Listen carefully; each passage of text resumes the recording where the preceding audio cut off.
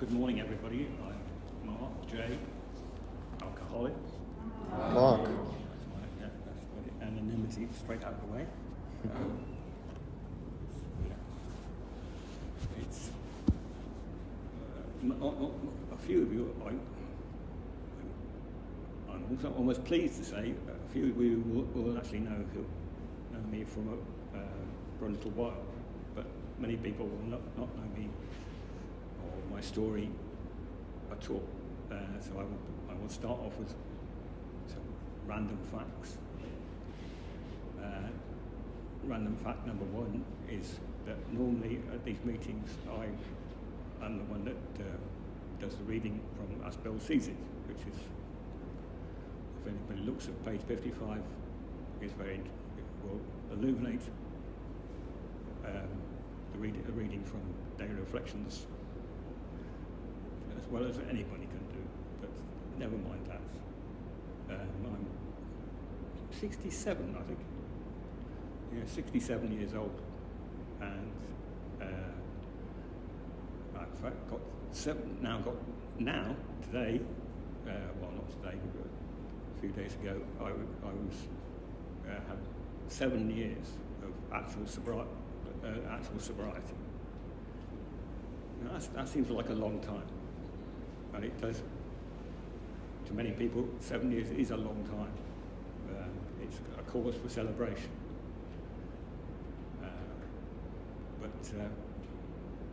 I for one, celebrate every day. Every day is something to celebrate for me. But 7 years is a long time for some people. But prior to that, my active years of drinking and more drinking and completely submerged in drink was 40 years.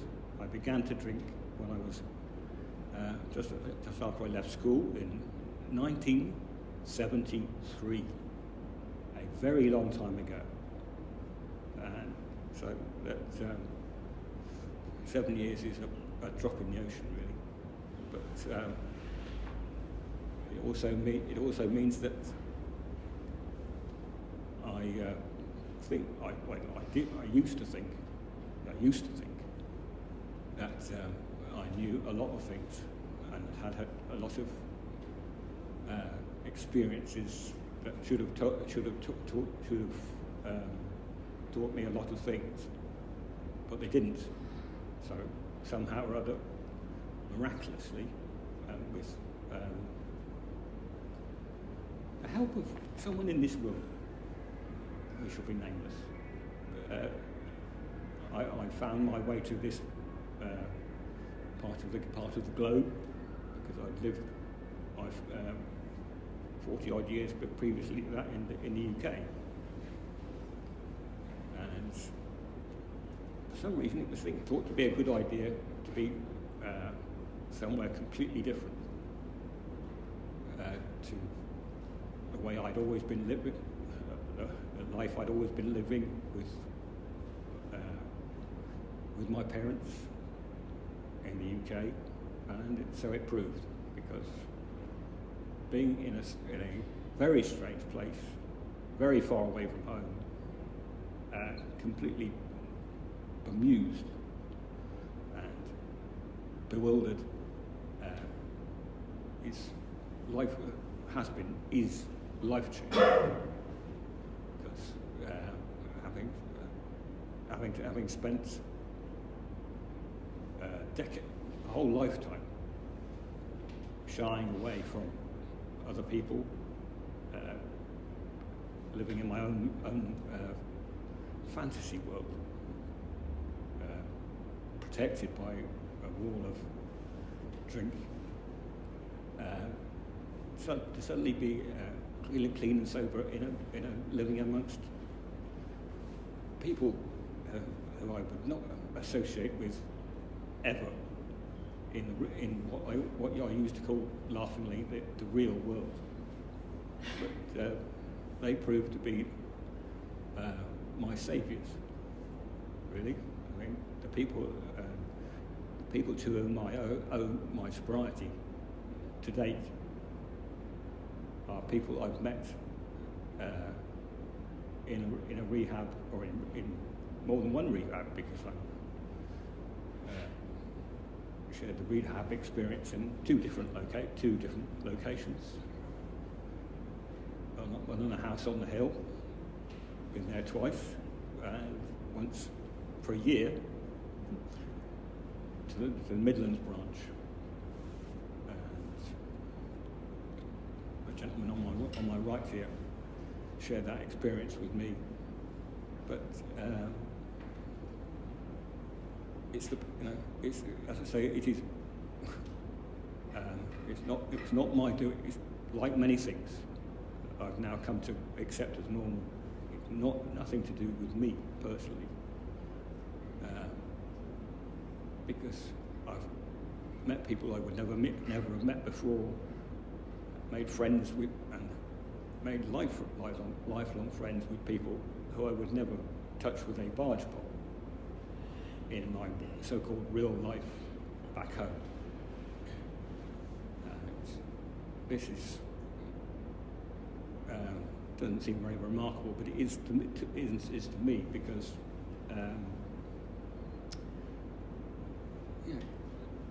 any excuses now that seem completely mad would take to me to stop me associating with a person simply because they have a certain kind of opinion, or a certain kind of person, or just supported the wrong football team. That was all it would take for me to cut them completely out of my life. Now, the experience of over these several years with people who've come through treatment, come back and gone out again. People who've I shan't name names. That's an anonymous thing we don't do. But so on several occasions, someone who I thought was identified as a friend didn't merely do something I didn't like, but actually betrayed me, actually did something that would hurt me personally, very deeply.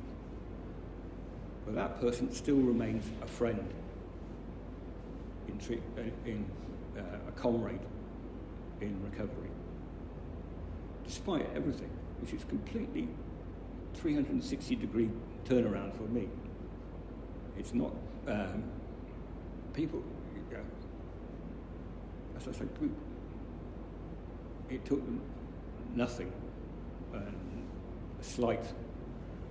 wrong look, as I say, supporting the wrong football team. These were significant things that stopped me liking someone or having anything to do with someone. But these people who are completely contrary to the way I have always thought, always assessed a friend, it's amazing, really, because these people are, those of whom, even those, well, it's perhaps especially people who have come into my life, been accounted a friend, and for one reason or other have left this life, either because they were taken out by the disease, and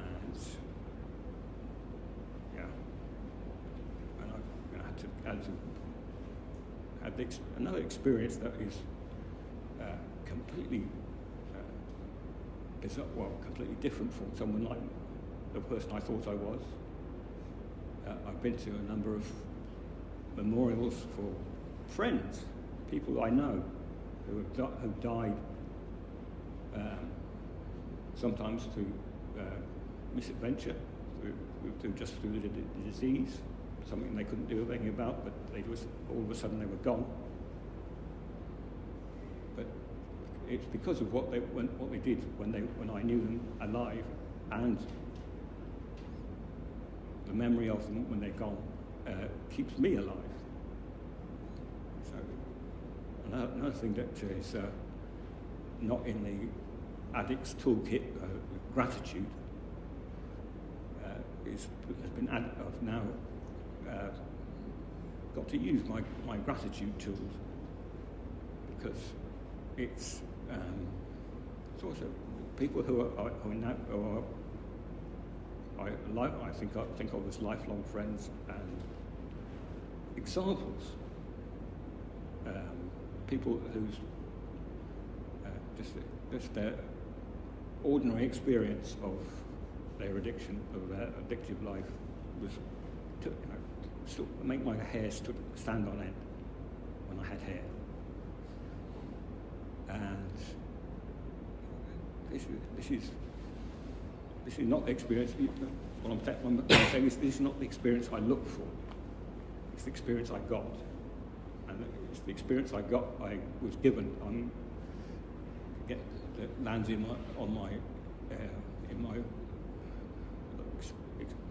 lands like an explosion in my life, time and time again. That changes my perspective and gives me a reason to feel grateful that I am still alive and kicking and able to see another day.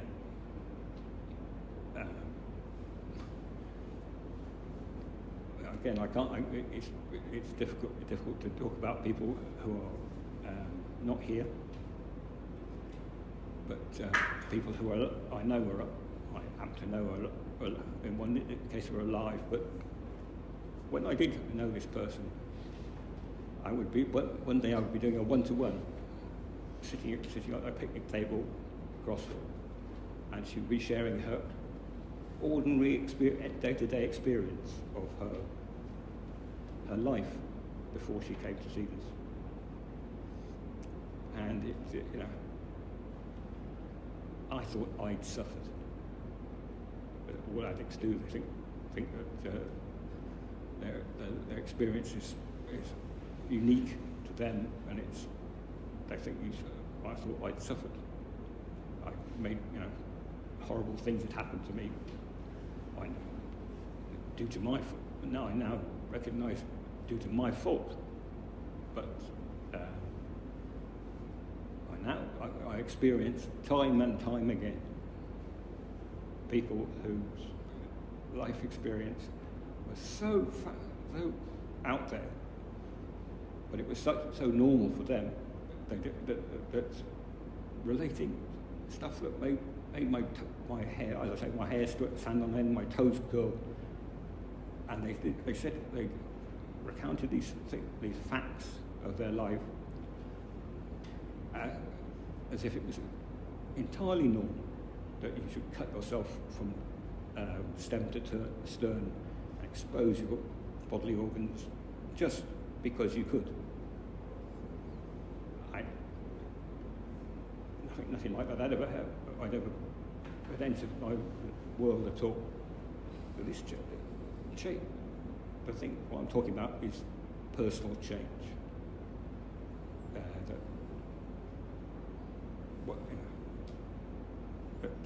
That it's not just before in my cocoon of addiction, I thought that merely somebody speaking angrily to me was something to run several miles from, and that was about as extreme as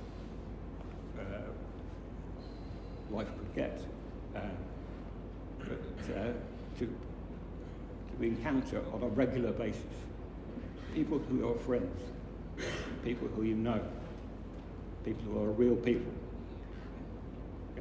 that are and accept you.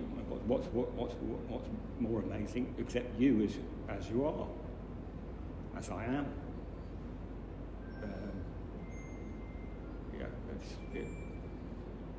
it's normally people are given so-called role models to look up to people to model your life after. Now, these people are the antithesis of that, because they have done things horrendously wrong. But they're still human. I now know them as human beings, as friends, as real people, not as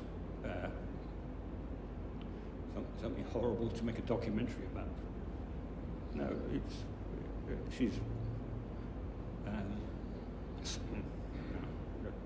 no pun intended, sobering. That people can live their life in a way that is shockingly different from your own, and you can still accept them as your friends, your buddies, your comrades, and what's even better for me, accept them as reasons for, as I like to call them, living milestones. People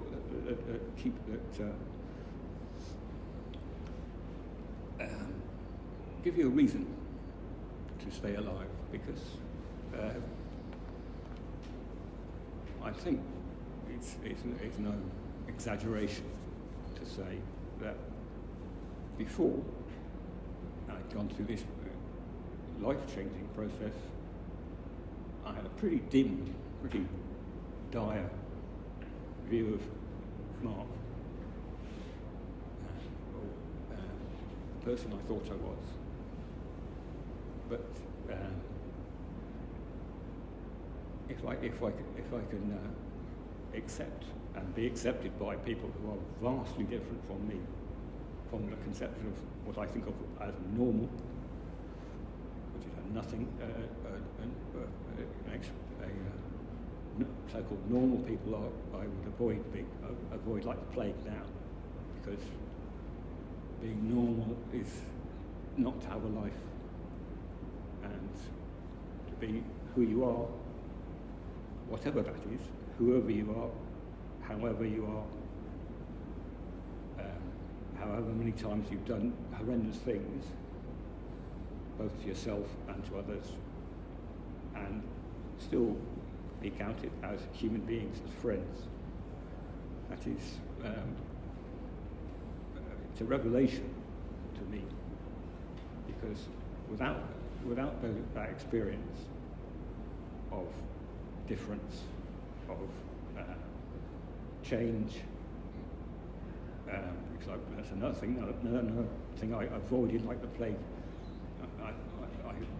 I prized greatly the fact that nothing really changed in my life and everything was cushy. And now that's completely been thrown up into the air and landed in several different places. But it's all right, because it's now life as I know it. And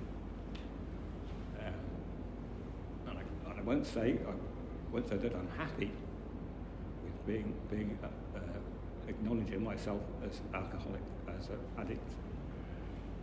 But it's a more real. It gives me a more real sense of a deeper sense of reality. And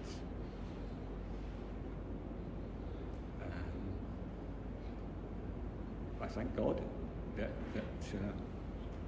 I thank God, because I like to call my higher power God, because that's another thing that's been changed completely, utterly, just by coming here, coming to this particular house on the hill, say 11,000 miles from home. It's so different. It's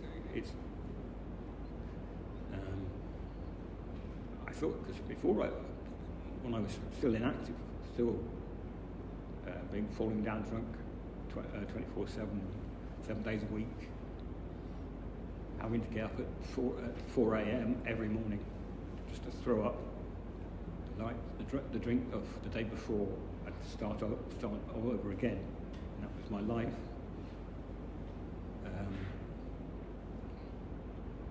It's. I was still at that time. When my mum was still alive. I was a regular churchgoer. I was what I thought of as a Christian, and that's a joke for a start, because you can't go to attend a religious service hurting, it being a physical effort to go through hour maybe two, stone cold sober, just because you can't be going to church smelling of the drink.